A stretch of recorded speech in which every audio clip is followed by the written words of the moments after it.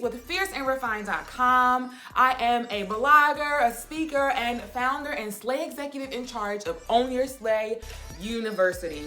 I am here today with something that has been near and dear to my heart. Now, you guys already know, my girlfriends always laugh at me like, girl, why you always talking about I'm a whole mom? Because I am.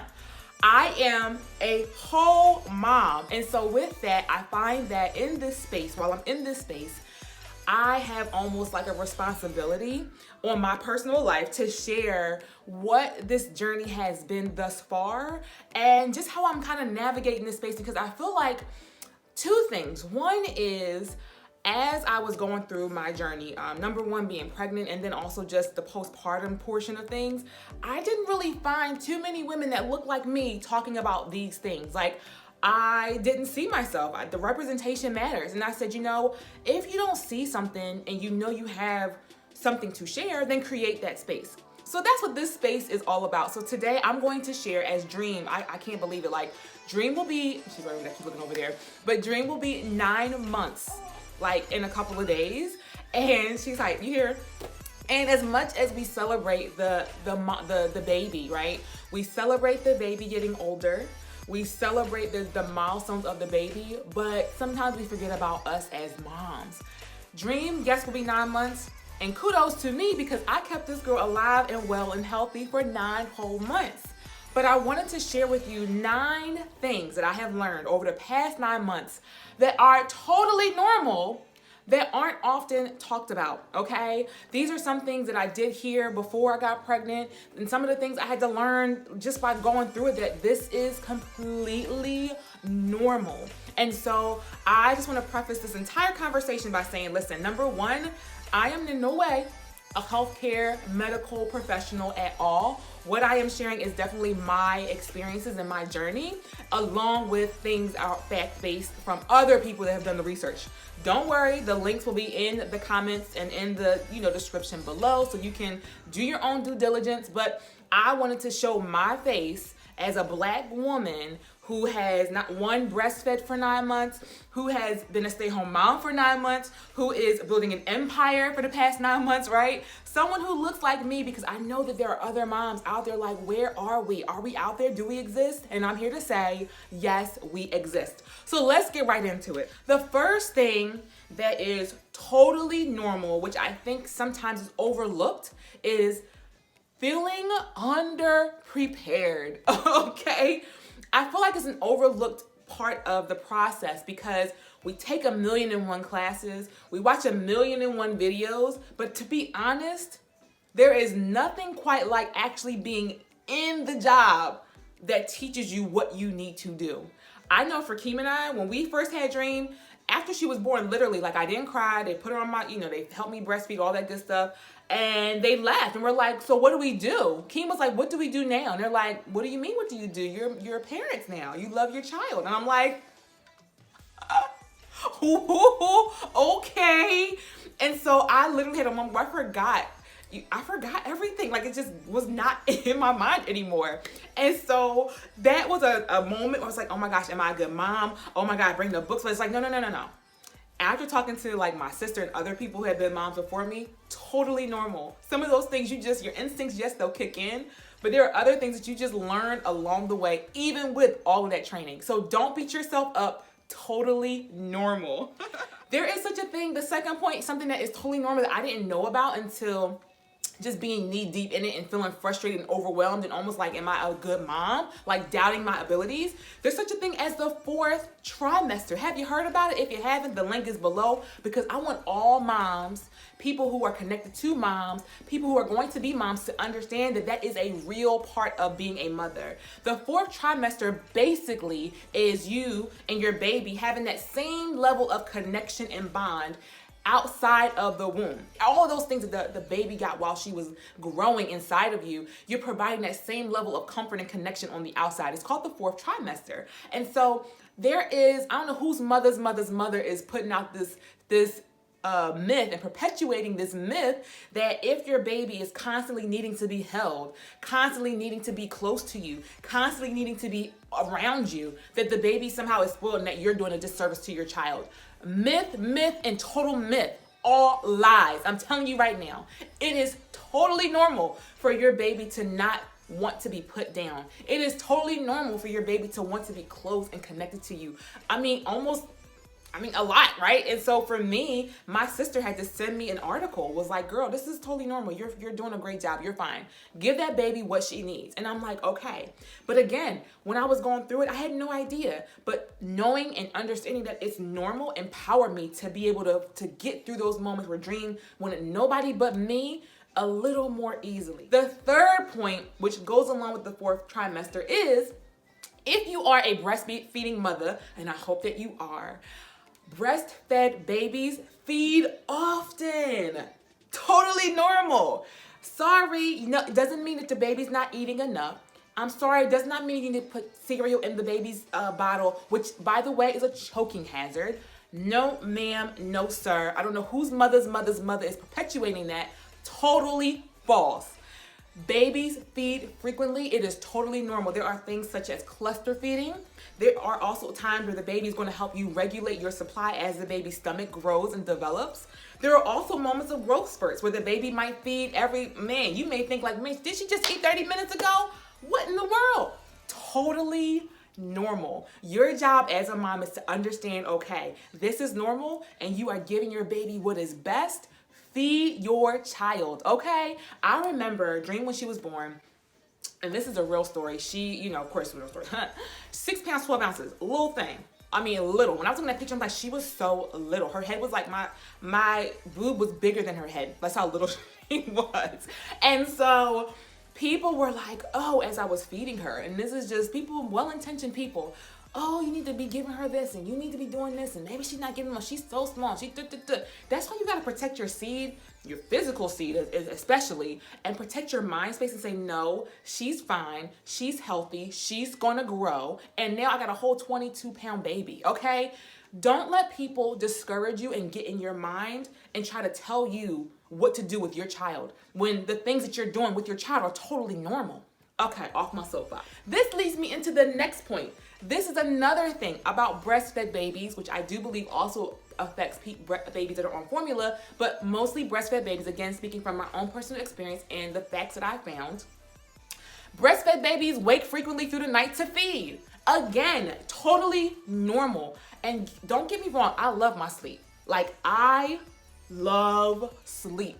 And I have my moments where I'm crying because I'm not getting the sleep that I need. But then I remember, this is normal. This is normal. Feed your baby. You'll get through this. Call who you need for support, It is totally normal. So mom, you're going through it. Baby's going through a growth spurt. Baby's going through a leap wonder years, developing at an exponential rate. It is okay and totally normal for your baby to wake frequently throughout the night to feed. Statistics show that over 80% of babies still wake through the night up until toddler age. Okay? There's also a point, like, think about your own personal self. You're as an adult. Do you really sleep all the way through the night? No. Sometimes you get up to go to the bathroom. Sometimes you get up to take a sip of water. Totally normal. Why do we gotta treat babies like they're just this special species of human beings that they can't do normal things? Again, off my soapbox.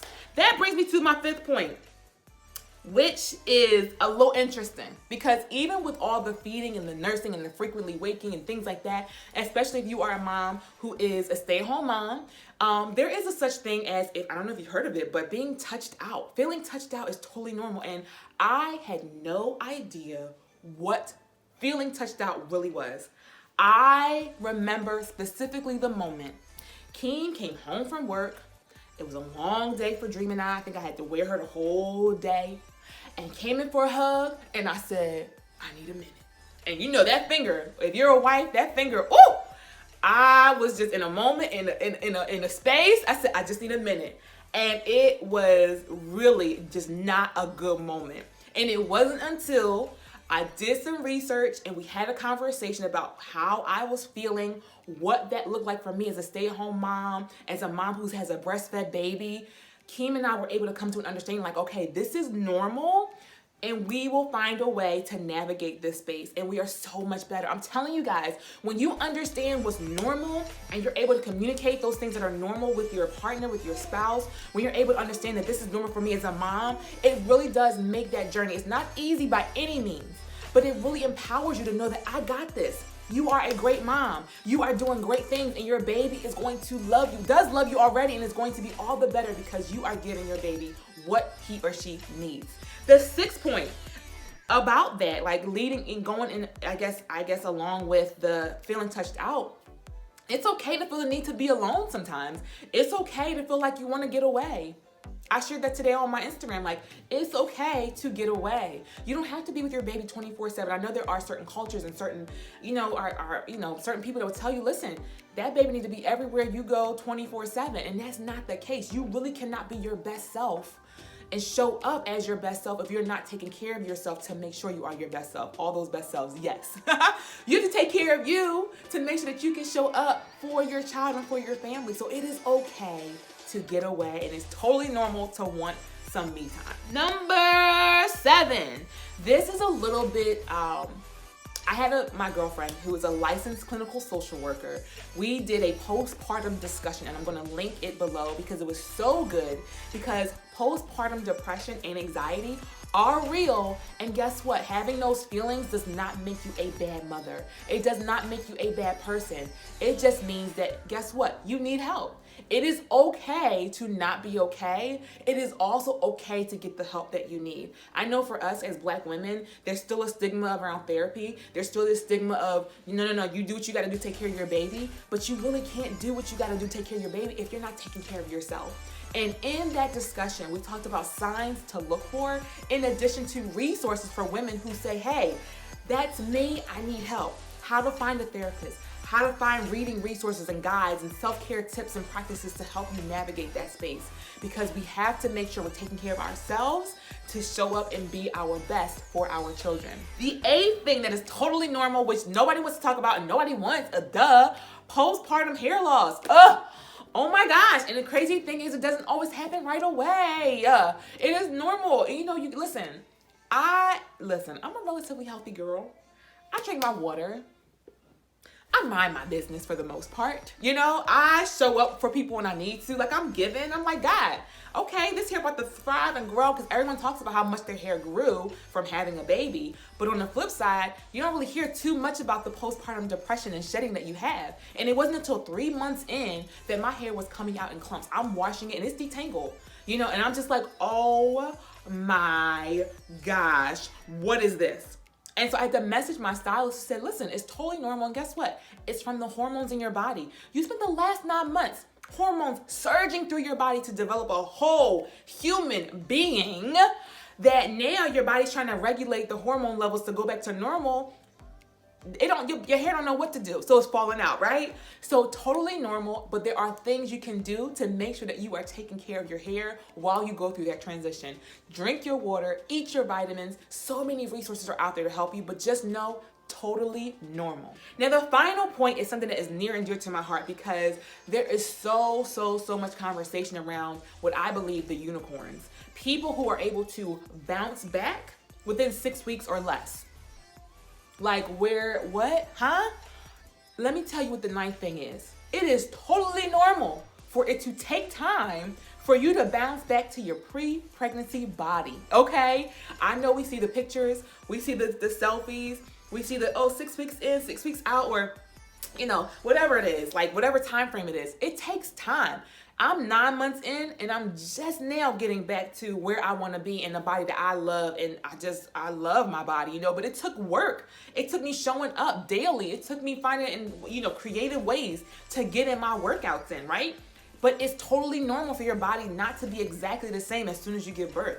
That is normal. So give yourself grace. Stop beating yourself up. If you need to disconnect from social media, because I'm telling you, that is the exception as opposed to the rule. It takes grace, time, commitment, and complete effort and consistency to get to a place where your mom bod is rocking, okay? No body shaming at all, but give yourself the grace that it takes to get back to that space where you love the body that you're in.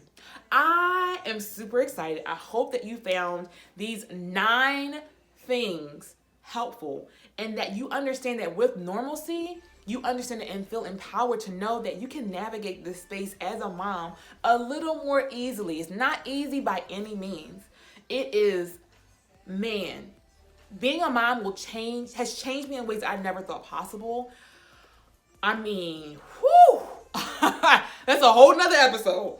But I hope you feel empowered, and I'm so excited to share more with you and be more transparent about what this looks like to be a mom, a wife who is building her empire, and how I find harmony in the midst of it all. Have an amazing day, ladies, and I will catch you in my next video.